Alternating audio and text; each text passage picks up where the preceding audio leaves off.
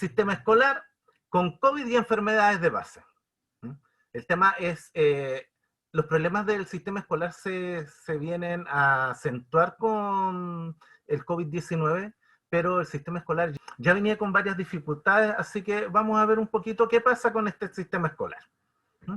La charla va a tener 4 momentos. Vamos a dar un contexto para que más o menos nosotros conversemos de lo mismo. Vamos a ver qué pasa con el sistema escolar en pandemia, lo que está ocurriendo ahora, sus dificultades, sus desafíos. ¿Qué pasa con el sistema escolar post pandemia? La salida. Y por último, ¿cuáles son los desafíos de largo plazo del sistema escolar? Para entrar en contexto, vamos a conversar un poquito de quién se educa.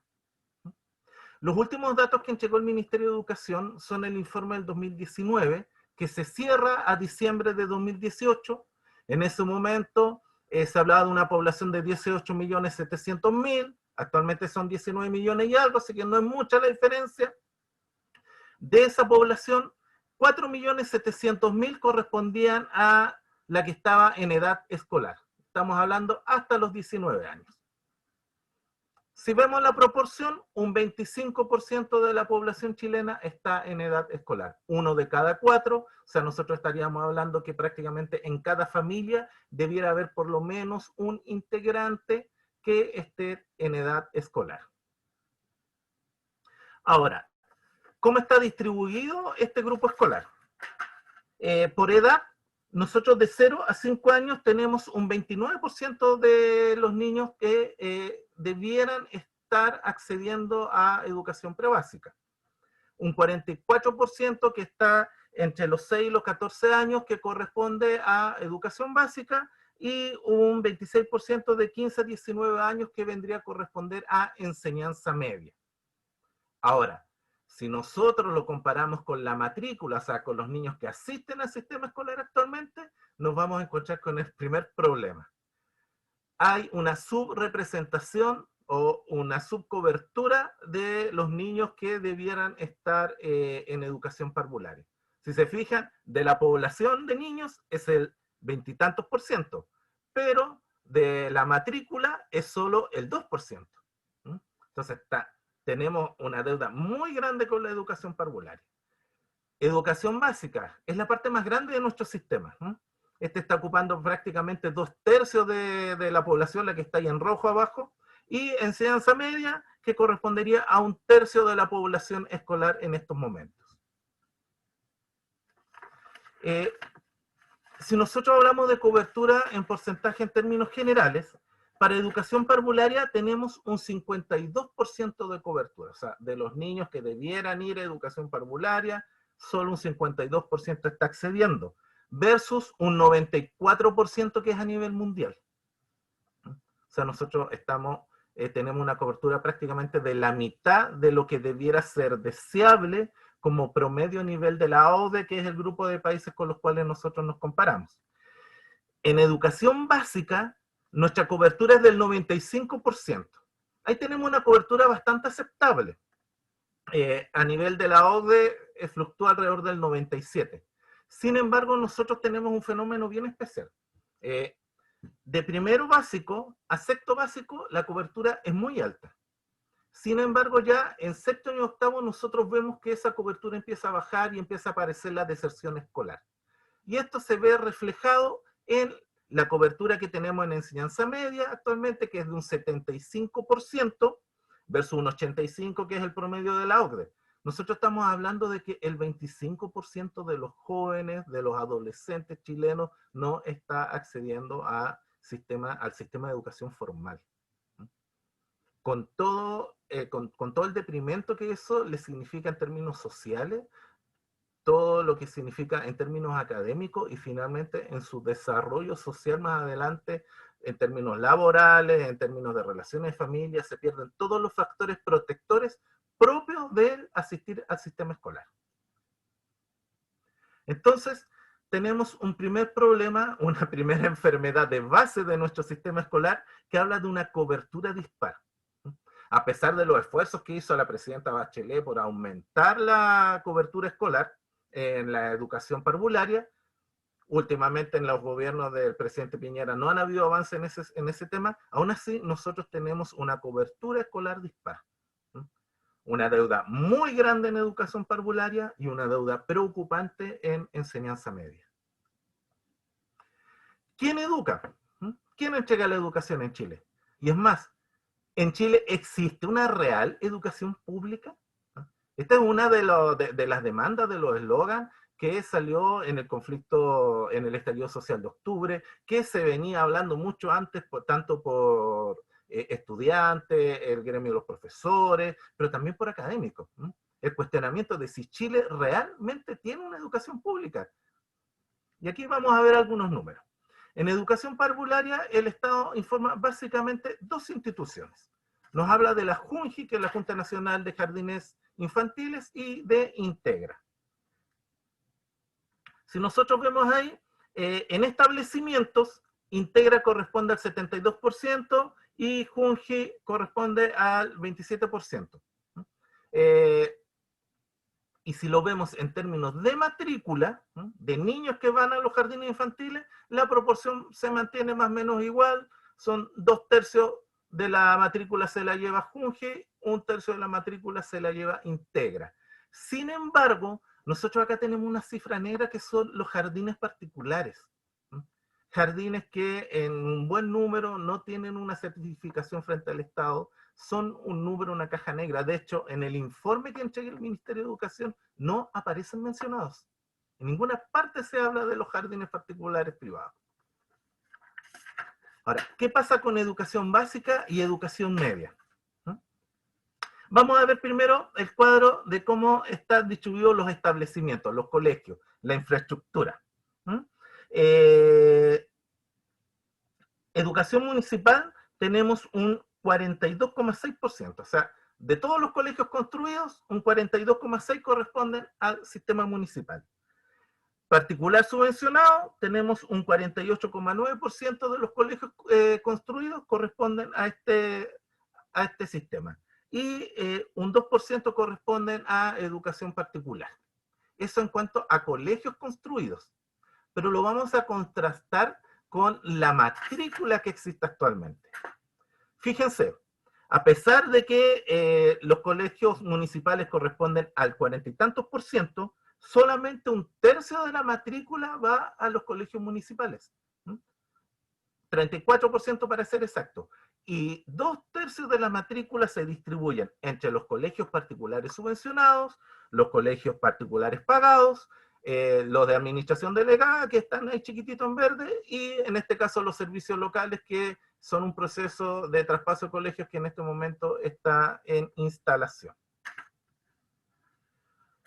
Cuando hablamos, ¿hay educación pública? ¿Tenemos una educación pública de verdad? Una cosa es cuántos colegios hay, quiénes van, sobre todo a los colegios municipalizados, que se entiende que son la rama pública del sistema educativo. Sin embargo, también hay un tema de fondo, de calidad, de criterios, de hacia dónde va nuestra educación. Y acá traje a colación un cuadro que también va en este informe, el cual es bien decidor.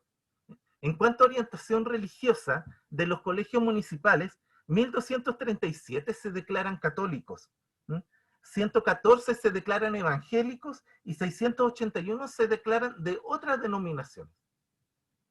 En un Estado laico que se declara constitucionalmente laico, en un sistema escolar financiado con plata de todos los chilenos, con todos nuestros impuestos, tenemos un número no menor de establecimientos que se declaran confesionales.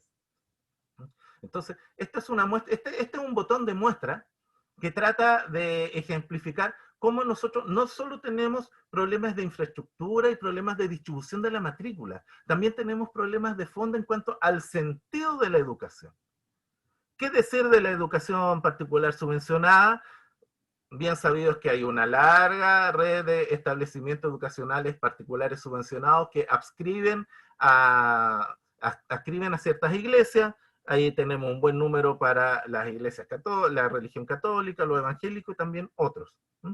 En términos generales, estamos hablando de 3.150 establecimientos que con plata de los chilenos, que en base a impuestos, en un Estado que en la Constitución se declara laico, tiene una educación de tipo confesional. Entonces, cuando tú vas al estallido social y ellos te dicen, no es solamente la cobertura, no es solamente los edificios, es una educación pública y además de calidad. Una educación que reconozca un Estado laico, que reconozca un Estado diverso, un Estado plural, una educación que parta desde el sentido en que nosotros, cada uno somos partícipes de esa construcción, de la formación de un ciudadano. Ahora, ¿cómo se nos ve a nivel internacional? A nivel internacional, la última prueba, o sea, el último informe que se entregó corresponde a la prueba PISA, entregado en 2018. Esto es desarrollado por la OCDE, es una prueba, una muestra que se toma, una prueba que se toma una muestra de estudiantes chilenos. ¿Cómo estamos ahí? En comprensión lectora, el promedio es 487. El promedio es 487 y nosotros tenemos un puntaje de 452, ese más oscurito es Chile. Si ustedes se fijan en el amplio rango de países que dieron que han sido evaluados, nosotros estamos de la mitad para abajo, estamos a una buena distancia del promedio OCDE. ¿Qué pasa en comprensión matemática? Ahí la cosa viene a ser más dificultosa para el país. Aquí está Chile, el más oscurito. Esa línea representa el promedio de la OCDE, que es de 489. Chile tiene 417. Como podemos ver, nosotros estamos a una distancia bastante alta en relación al promedio de la OCDE. Ni que decir en relación a los países que tienen mejor desempeño. En cuanto a competencias científicas, también el promedio de la OCDE es de 489, nosotros estamos nuevamente debajo del promedio, a una buena distancia de los países que tienen más alta calidad de educación, con 444 puntos Chile, lo cual nos habla de que en el concierto internacional la educación chilena tiene mucho, mucho por andar todavía. Entonces, acá volvemos a las dos consignas del estallido social, los dos reclamos que han hecho el Colegio de Profesores, que han hecho distintos gremios, a la voz de alerta que han puesto distintas instituciones que hablan de la necesidad de una educación pública y una educación de calidad. Ahora, el sistema educativo durante la pandemia. Nosotros llegó un momento, esto fue en marzo, el 15 de marzo, llegó el día jueves, me acuerdo, el ministro de Educación dijo, se suspenden las clases debido a la pandemia producto del COVID-19, se dio oficialmente el jueves por la prensa, el viernes llegaron los papeles a los establecimientos y el día lunes suspendían las clases y ahora, ¿qué hacemos? ¿Cómo lo afrontamos? ¿Cómo son las clases? O sea, sin un plan previo, se supone que esto lo venían viendo desde enero, sin un plan claro para que los colegios pudieran asumir las clases, pudieran asumir la enseñanza, qué se enseña, cómo se enseña, qué recursos utilizamos, cada establecimiento usó su mejor criterio, que no siempre fue el mejor criterio, y nos encontramos con la situación de los estudiantes tratando de aprender en sus casas. Como ven en la foto ahí, no siempre las mejores condiciones. ¿Qué cosas se han visto? Tenemos problemas, tenemos problemas de acceso a internet. 2, tenemos problemas de acceso a equipos. Por ejemplo, mi hermana son 3 niños en edad escolar. Ella está, los 3 reciben tareas de sus colegios como si estuvieran todo el día en clase, y ella tiene que repartir el computador, los espacios y el internet para 3 niños que están tratando cada uno de cumplir lo mejor que puede con lo que les pide el establecimiento. Por otro lado, tenemos profesores que están trabajando de lunes a lunes. Yo tengo colegas que reciben WhatsApp de sus apoderados, de los estudiantes, en un primer momento de sus directivos, de lunes a lunes. Y incluido horarios 9 de la noche, 10 de la noche, 12 de la noche. sin una preparación previa para el desarrollo de materiales propios de las plataformas tecnológicas. Sumado a esto, se acentúan los problemas propios del sistema. Un problema que distorsiona fuertemente el sistema educativo es el CIMSE. Si bien en un primer momento el ministerio a rajatabla decía, no, el CIMSE se da, el CIMSE se da, el CIMSE se da, ahora se abrió a la posibilidad de un CIMSE muestral. Para los que no somos de educación, el CIMSE es la prueba que se toma una vez al año, se toma en distintos niveles y se dice censal porque es para todos los niños y niñas del país. Todos los establecimientos los dan, todos los niños debieran rendirlo. Por eso se habla de que es un CIMSE muestral. Y sus características han venido a poner presión en el sistema porque ha servido para establecer ranking, ha sido potenciador de la segregación escolar, ha puesto a los colegios en verdadera competencia entre sí y ha denaturalizado el hecho educativo. Nos ha puesto en una carrera, en una competencia tipo mercado, quien tiene la mejor oferta, y bajo las condiciones de pandemia, esa competencia venía a poner una fuerte presión al sistema para el desarrollo del CIMSE, con el desarrollo del CIMSE. Y otro estresor del sistema que tenemos también este año, el cual no se ha definido todavía, es el tema de la evaluación docente. O sea, sumado a todos los problemas propios de la pandemia en términos de la elaboración del material, de trabajo de los niños en casa, de la relación entre de los docentes con el establecimiento, de la coordinación entre los docentes, viene a sumarse un proceso de evaluación docente del cual todavía no está claro. Nosotros no tenemos claro también cuándo cuándo se va a normalizar en términos de clases el sistema escolar. Así que viene a poner una presión extra, un agobio extra a un sistema que ya está fuertemente tensionado. ¿Qué pasa con la vuelta a clases? En algún momento vamos a volver a clases. No tenemos una fecha clara. Al día de hoy hay clases presenciales en Rapa Nui, se pidieron para la isla Juan Fernández. Hoy día escuchaba en las noticias que el ministro hablaba de que quizás las clases se posterguen hasta el 14 de enero, lo cual a mí me dice que está la intención de volver a las aulas. Pero volviendo a clases nos vamos a encontrar con algunos desafíos. El primero, ¿qué pasa con la promoción escolar?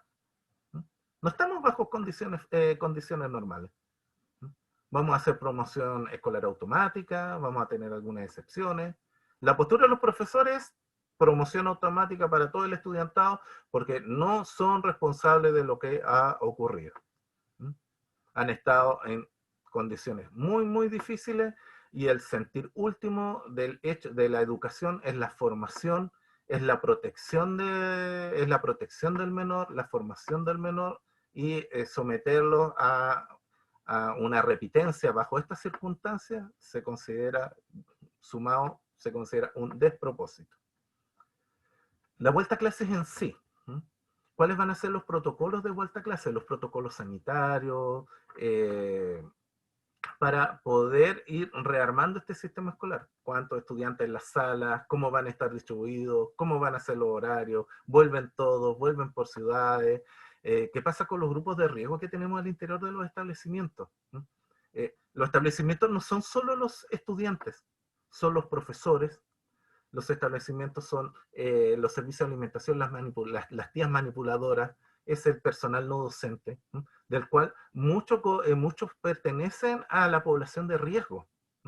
Y muchos son población de riesgo y con enfermedades de base. Por lo cual la vuelta a clase debe ser una cosa muy bien planeada y tiene desafíos no menores.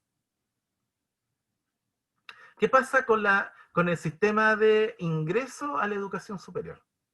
En otras palabras, ¿qué pasa con los estudiantes de cuarto medio que a fin de año quieren postular a las universidades? Este año ya nosotros no hay PSU. Se supone que hay una prueba que es un intermedio, es una prueba de proceso, hacia ya una herramienta que reemplace la PSU. Sin embargo, se requiere, y de aquí a un tiempo prudente, que los estudiantes tengan la certeza de cómo va a ser su sistema de ingresos a las universidades. El cómo, el cuándo. El otro desafío es el qué enseñamos. Hay un concepto que es la nuclearización del currículo. El currículo es todo lo que se enseña en un establecimiento. Matemáticas, ciencia, lenguaje, las distintas asignaturas. Y el currículo tiene una serie de cosas que se le exige a los docentes enseñar y a los estudiantes aprender.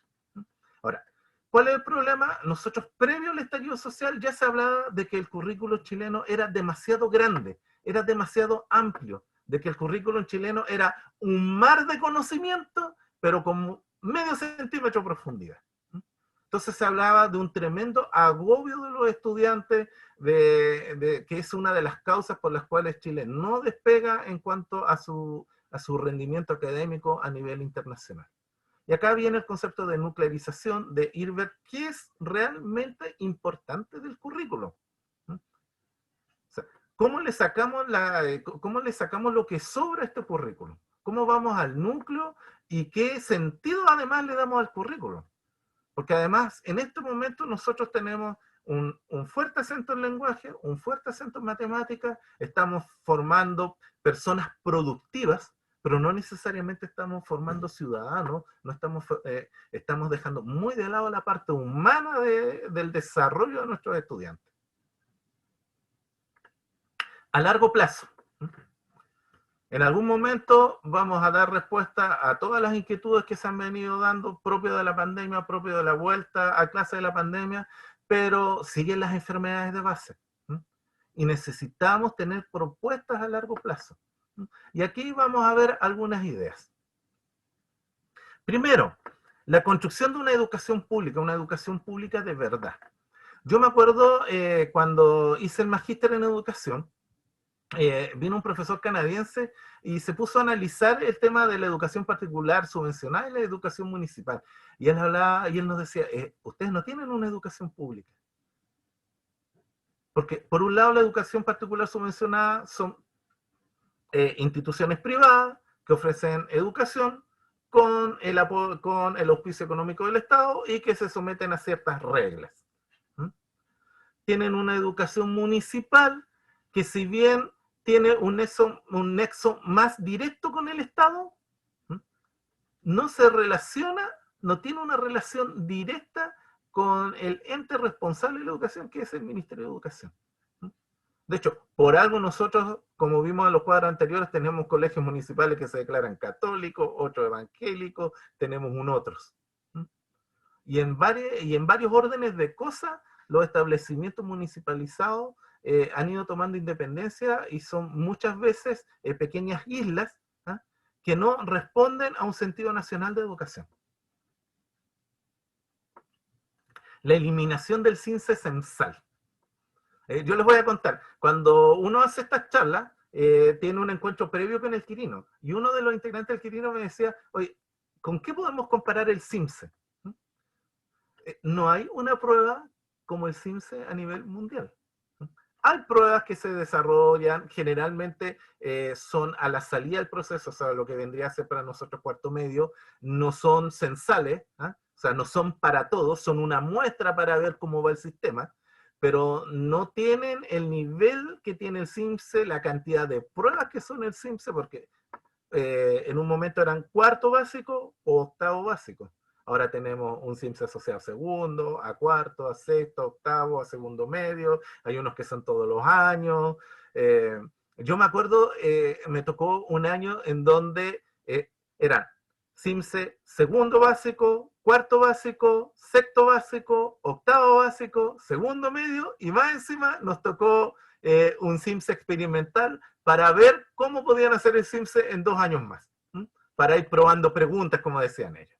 Entonces, la eliminación del CIMSE censal con toda la carga que tiene es un tremendo desafío, es sumamente relevante para el progreso del sistema educativo. Currículum para un ciudadano. volvemos a reiterar, está la necesidad de una profunda revisión de qué se le enseña a los estudiantes, en cantidad y en calidad.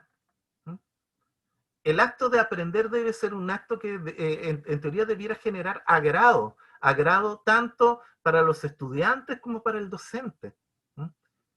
El aprender, el enseñar, debieran ser es una experiencia enriquecedora.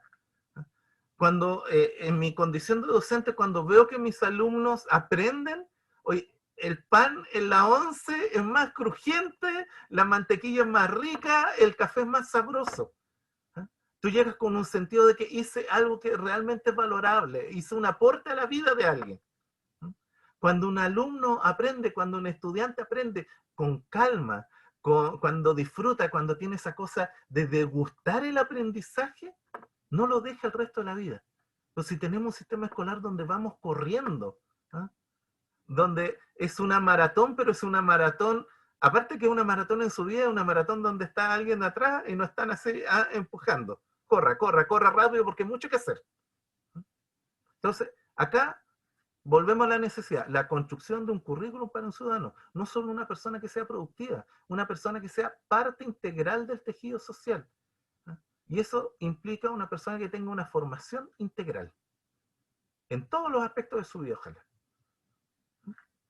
Y, por supuesto, todo esto no es posible si no partimos con un cambio constitucional. La raíz de todo el sentido de la educación está en la Constitución. La Constitución declara cuál es el sentido del sistema educativo chileno. En este caso, la Constitución actual ha dado pie para este sistema en donde es tipo voucher, que se paga. Hoy día me preguntan qué pasa con la vuelta a clase, qué pasa con los colegios, el financiamiento de los colegios. Uno de los problemas es que en Chile se paga por asistencia y no hay un pago en relación, un pago basal que se dice. Y eso parte también por las orientaciones que salen desde la Constitución. Así que en ese sentido, el trabajo que se haga para la nueva Constitución en el área de educación también va a marcar los 3 puntos anteriores que están aquí en la presentación. Así que espero que podamos avanzar hacia una educación más humana, o hacia una educación más integradora, hacia una educación más ciudadana. Así que quedo abierto a preguntas.